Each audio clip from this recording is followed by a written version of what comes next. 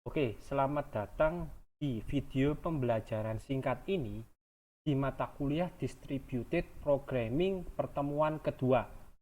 Ya, jadi untuk video pembelajaran yang singkat ini saya akan menjelaskan ke teman-teman atau merefresh kembali ya mengenai konsep OOP-nya teman-teman, yaitu class, properties, constructor sama method. Ya, sebenarnya ini kelas properties dan kawan-kawannya itu sudah teman-teman ambil di mata kuliah OOP. Namun ketika teman-teman belajar distributed programming yang menggunakan bahasa pemrograman Java, teman-teman harus menggunakan OOP. Begitu. Saya akan mencoba merefresh kembali teman-teman konsep OOP-nya. Begitu. Nah, jika melihat dari CPMK ya, capaian pembelajaran mata kuliah, teman-teman diharapkan ini ya mahasiswa mampu melakukan pemrograman berorientasi objek pada platform Java. Begitu. Jadi konsep OOP ya teman-teman akan dipakai di Java. Karena setiap project yang ada di Java nantinya harus OOP teman-teman. Di setiap minggunya pertemuan-pertemuan selanjutnya ketika teman-teman coding Java itu wajib OOP gitu, karena OOP adalah konsep yang sangat powerful yang digunakan di dunia kerja, salah satunya di dunia banking, perbankan gitu. Nah, siapa yang nggak mau kerja di perbankan ya teman-teman, nah maka belajarlah Java ini gitu. Nah, pada pertemuan ini saya akan mereview masalah yang ini tadi ya, class, object, dan kawan-kawannya. Kemudian untuk editor aplikasinya, teman-teman bisa menggunakan editor online atau NetBeans ya. Nah, ketika teman-teman belum menginstal NetBeans, silakan install sekarang. Begitu. Tapi sambil menunggu install atau mungkin terkendala jaringan teman-teman, maka pakailah editor online. Editor online ini akan saya sisipkan link yang ada di slide selanjutnya. Begitu. Nah, ketika teman-teman pakai NetBeans yang ada beberapa fitur seperti ini yang tidak bisa dilakukan oleh editor online. Sebenarnya bisa, cuman sedikit ribet, kita harus mendaftar registrasi di editor online tersebut.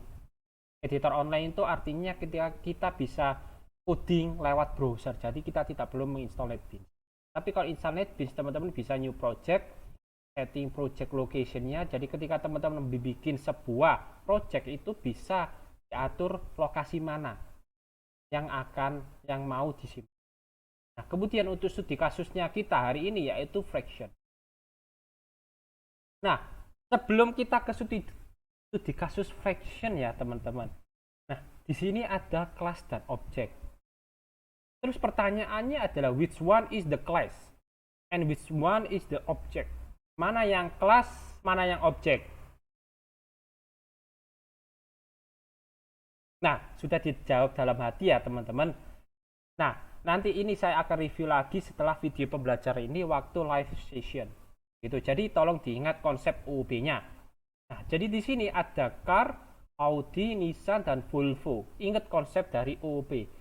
Jadi jika ada data yang sama ini, Audi, Nissan, Volvo itu sebenarnya bisa kita klasifikasikan menjadi satu buah teori, yaitu kelas.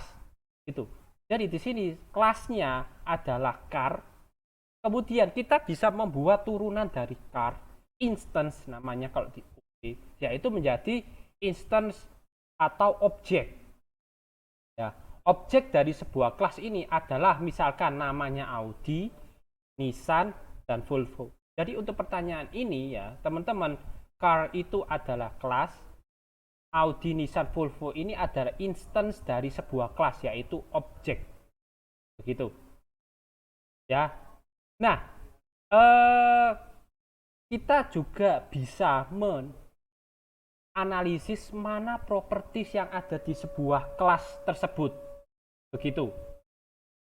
Oke. Nah, kelas dari properties ini misalkan di sini ada hewan ya, teman-teman. Hewan anjing. Nah, hewan anjing ini bisa kita jadikan sebuah kelas yang ada di Java.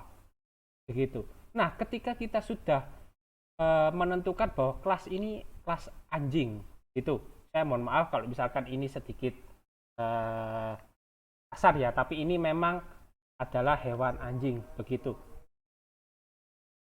Nah, jika kita melihat ini, maka di anjing itu kan punya semacam karakteristik ya, teman.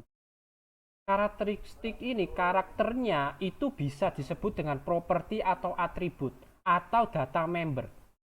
Misalkan di sini ada berat, jadi setiap anjing itu kan pasti punya berat, ya pasti punya breednya atau punya umur. Jadi anjing ini umurnya berapa sih?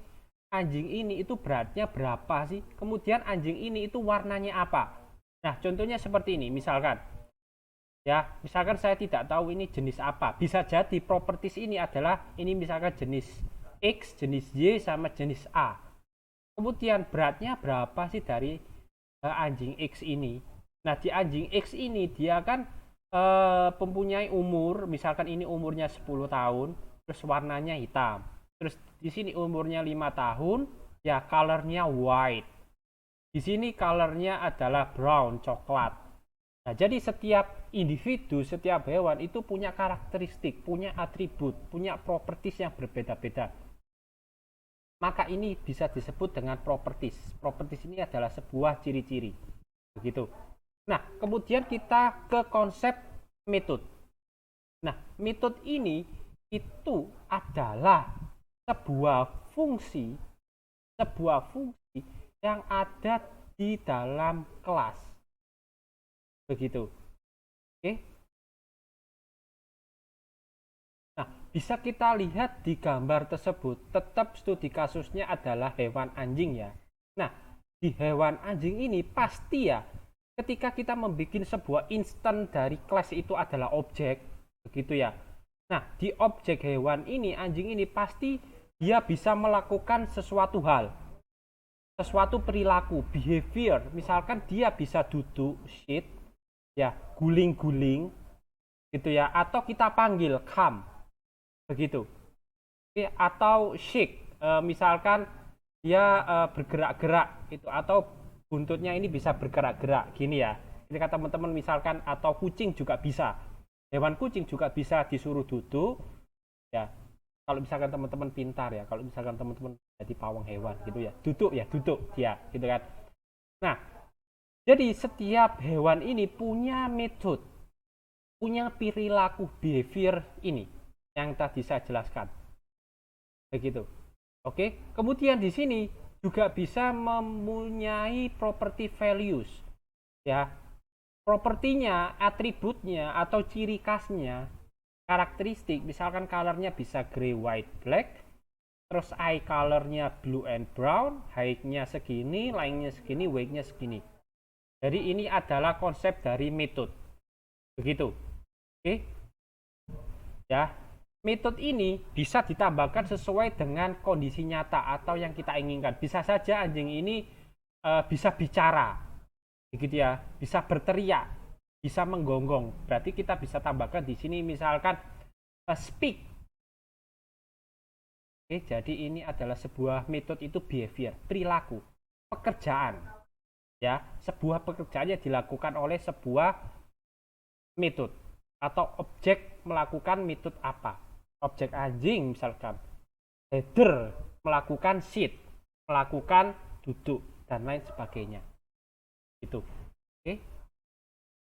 Nah, kemudian kita ke konsep konstruktor. Konsep konstruktor ini itu adalah memang special method untuk menginstanskan sebuah objek. Ya, nama konstruktor ini adalah sama dengan nama kelas. Misalkan nama kelasnya tadi ya anjing, maka konstruktornya ini anjing. Begitu. Ya. Nah, konstruktor ini itu memang tidak mempunyai return value. Tidak mempunyai return value. Jadi dia tidak mengembalikan apa-apa. Nah, konstruktor ini ingat di konsep OOP-nya sama ya, ketika kita aplikasikan dengan Java itu Java, khususnya Java itu akan membuat satu buah default konstruktor jika kita tidak menuliskan kode di dalam kelas tersebut. Jadi di dalam kelas tersebut, jika teman-teman lupa ya atau belum membuat sebuah konstruktor, maka Java otomatis menambahkan satu buah konstruktor secara implisit, secara terpendam, tapi ketika kita panggil bisa. Begitu. Nah, jika kita sudah mendefinisikan konstruktor, ya, maka Java ini tidak akan menambahkan konstruktor defaultnya. Kemudian pertanyaannya sekarang, apa sih default konstruktor? Nah, default konstruktor ini sudah saya jelaskan sebelumnya. Jadi ketika kita tidak membuat sebuah konstruktor apa-apa di dalam sebuah kelas, maka otomatis tercreate sendiri. Begitu. Ya, kita bisa juga membuat default konstruktor secara manual, ya, melalui coding. Oke. Nah, untuk learning by doing-nya akan saya jelaskan waktu praktek di sesi kelas. Gitu. Oke. Nah, sekian dari penjelasan mengenai review OOP teman-teman.